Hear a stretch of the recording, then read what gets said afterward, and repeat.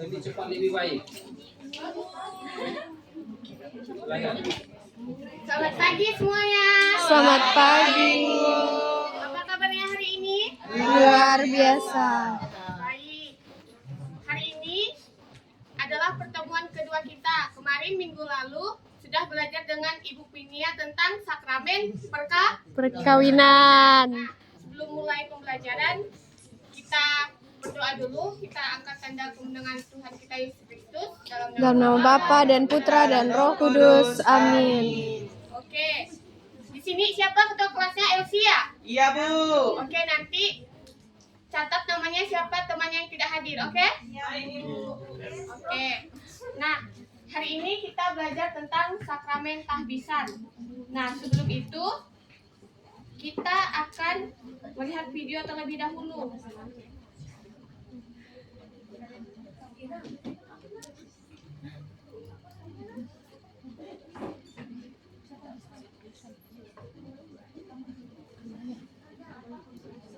Nah, anak-anak, sebelum kita memulai pembelajaran, kita menonton video terlebih dahulu. Mohon untuk disimak ya. Ya, Ibu. Saya memilih panggilan hidup sebagai seorang imam atau seringkali juga dikenal sebagai Romo, begitu ya. Romo Gereja Katolik Roma, berbicara, bergerak, dan mengembangkan spiritualitas bagi para umat Katolik. Saya waktu kecil itu takut dengan kiamat, akhir zaman. Panggilan itu sebenarnya dorongan dalam diri kita untuk menggapai tujuan hidup, berusaha untuk selalu memuji, memuliakan, dan mengabdi Tuhan. Ada yang namanya imam diosesan atau imam tarekat, pendidikan calon imam. Lamanya sekitar 8-10 tahun. Di yayasan ini kan Bunda Hati Kudus berpedoman atau mengarah spiritnya kepada Hati Kudus Yesus. Jangan lupa berdoa, karena berdoa itu merupakan cara kita untuk selalu dekat dengan Tuhan, cara kita untuk mendapat kekuatan dari Tuhan. Saya memilih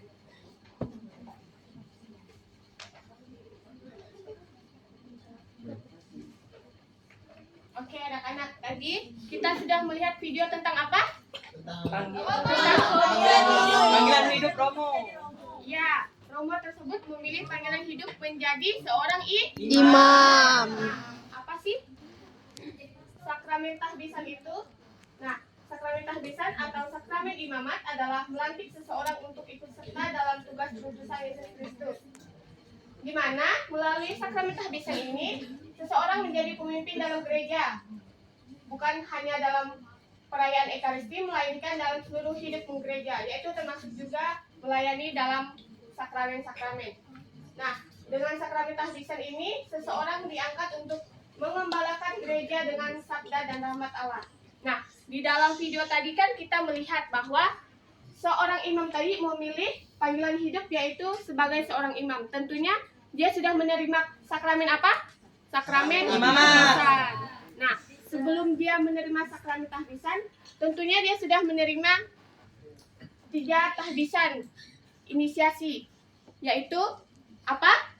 Baptis, Ekaristi, dan Krisma. Krisma atau penguatan. Nah, dia harus menerimakan 3 sakramen inisiasi itu terlebih dahulu sebelum menerimakan sakramen tahbisan. Nah, minggu lalu anak-anak masih ingatkan dengan Ibu Pinia belajar tentang sakramen apa? Perkawinan. Nah, itu adalah panggilan hidup kita sebagai umat awam. Jika kita memilih untuk menerima sakramen tahbisan, berarti kita bukan umat awam dan kita itu tidak bisa menikah. Tentunya kita harus hidup Selibat.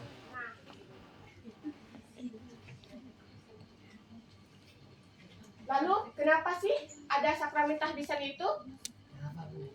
Sakramen tahbisan itu ada karena dimulai dari Yesus yang memanggil ke-12 rasul, lalu memberi kuasa kepada mereka untuk memimpin, mengajar, dan menguduskan.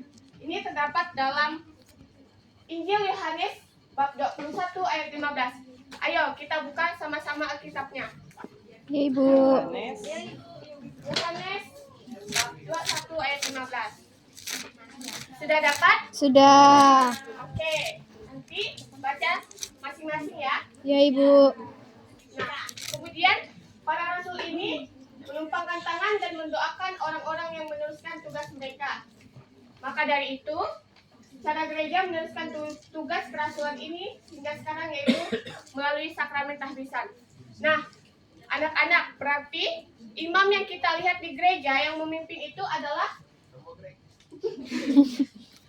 mereka yang meneruskan tugas kerasulan.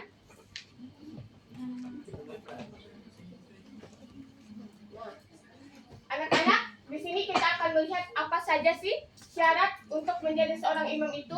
Yang pertama yaitu tentunya harus pria normal. Pria normal ini artinya dia itu benar-benar pria sejati. Nah, yang selanjutnya sehat jasmani serta rohaninya. Untuk menjadi seorang imam tidak cukup hanya untuk sehat pada jasmani saja, tetapi harus sehat secara rohaninya juga. Dan itu seperti yang kita sebutkan tadi, harus menerimakan sakramen inisiasi. Yang kedua yaitu bersedia hidup selibat atau tidak menikah seumur hidup. Menjadi seorang imam ini berarti dia itu menyerahkan seluruh hidupnya untuk gereja, untuk melayani sesama. Yang ketiga yaitu menyelesaikan pendidikan filsafat, teologi, moral, dan hukum gereja di seminari menengah dan seminari tinggi. Yang selanjutnya yaitu mempunyai hidup rohani yang baik serta mempunyai motivasi dan cita-cita yang kuat menjadi imam. Nah, anak-anak, Ibu mau menanya, apakah untuk menjadi seorang imam ini kita harus dipaksa atau kemauan kita sendiri? Kemauan kita sendiri. Ya benar, jika dipaksa itu bukan panggilan hidup, tetapi itu adalah nanti ujungnya adalah pelarian. Paksaan hidup.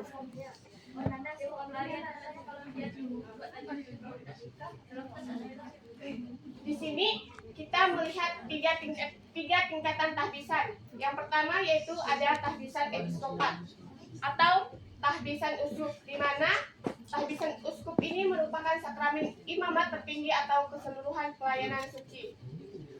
Yang kedua yaitu tahbisan presbiterat, yaitu tahbisan untuk para imam. Yang selanjutnya tahbisan diakonat, yaitu tahbisan untuk diakon. Nah, anak-anak, biasanya imam dari suatu ordo atau kongregasi mengucapkan 3 kaul, yaitu kaul apa? Ketaatan, kemiskinan, dan kemurnian. Hidup selibat.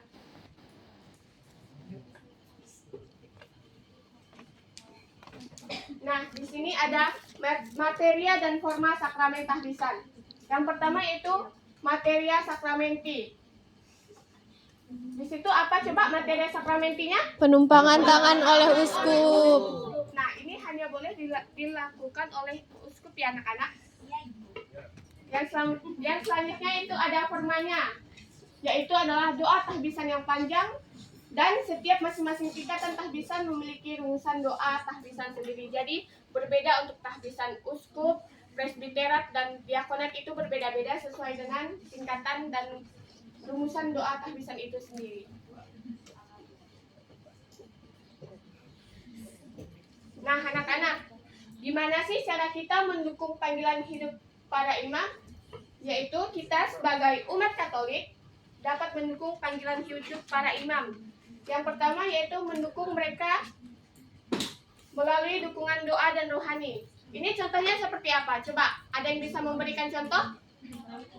Contoh yang pertama yaitu dukungan doa dan rohani. Ada yang bisa memberikan contoh? Mendoakan mereka, Bu. Oke, benar, mendoakan mereka. Ayo, tepuk tangan. Yeay. Yang selanjutnya yaitu menghargai dan menghormati imam.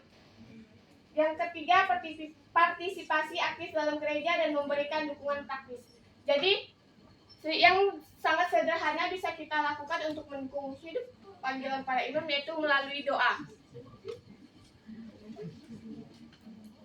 Nah, di sini 3 tugas seorang imam yaitu menguduskan, mewartakan, dan mengembalakan. Yang tentunya dapat kita lihat waktu mereka memimpin misa atau melayani para umat yang sakit dan memberikan sakramen. Nah, di sini kita masuk ke kesimpulan, di mana Sakramen tahbisan itu bukan sekedar pelantikan biasa, melainkan sebuah panggilan suci untuk melanjutkan misi Yesus di dunia modern ini. Melalui sakramen ini, seseorang, baik itu diakon, imam, dan para uskup secara resmi diutus untuk melayani umat. Ini prosesnya ditandai dengan tadi anak-anak, dengan penumpangan tangan oleh uskup dan pengucapan janji. Nah, mereka setelah ditantikan ini, tugas utamanya ada 3 tadi tuh: menguduskan, mewartakan, dan mengembalakan. Nah, jadi anak-anak, nanti untuk tugas rumah kalian membuat doa untuk mendukung hidup pada panggilan untuk para imam. Oke? Oke, Ibu. Minggu depan kita kumpulkan. Baik, Ibu. Oke. Oke. Nah, untuk pembelajaran hari ini kita tutup dengan doa dalam nama Bapa dan Putra dan Roh Kudus. Amin. Keren banget. Oke, baik.